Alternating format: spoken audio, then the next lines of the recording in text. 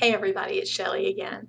This week we're going to continue on that theme that I've been going on, religious liberty, but we're going to expand a little bit geographically and chronologically.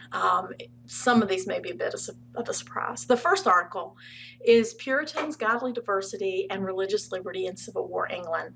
It discusses Puritan MPs, peers, and clerics in the early interregnum period, using public and private documents and journals from both houses of Parliament. It's a very interesting look at how these groups had to navigate sometimes theological issues before they could begin to discuss political issues in Parliament. And it opens up this exchange of ideas that really creates a culture, a climate for increased toleration once the interregnum is over and the restoration takes place.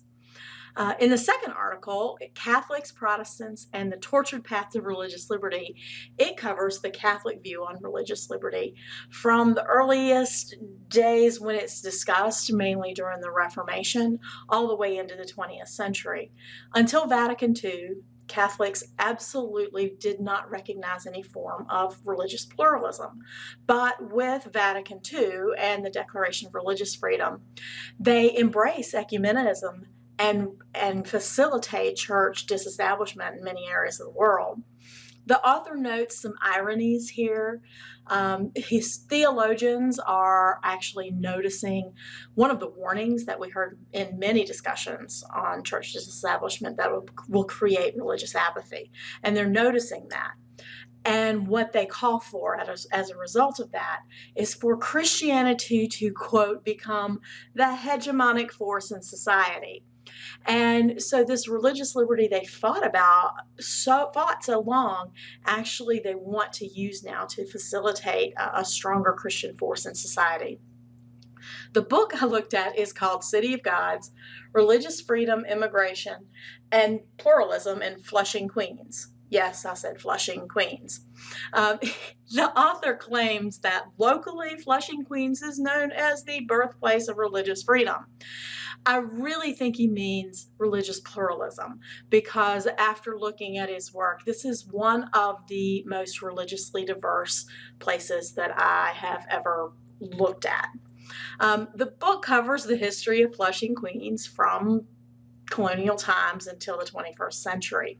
And he really looks at ethnic and religious diversity. It's an ethno-history that looks at church records, immigration records, and uses oral history to trace this pluralistic society in which these multitude of religious traditions exist side by side with little to no disagreement or violence.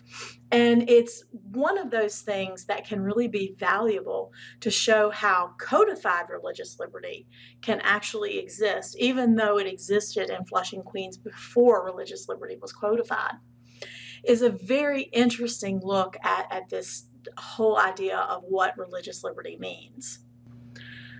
A closer look at these sources indicates that there's some common misunderstandings or misinterpretations among scholars regarding the definition of religious liberty as opposed to religious toleration and religious pluralism.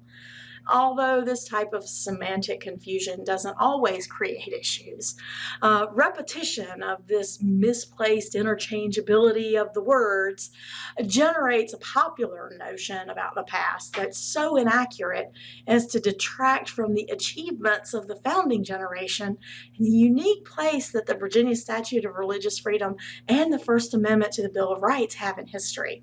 It's one of the things that I really want to stress as I work on my dissertation.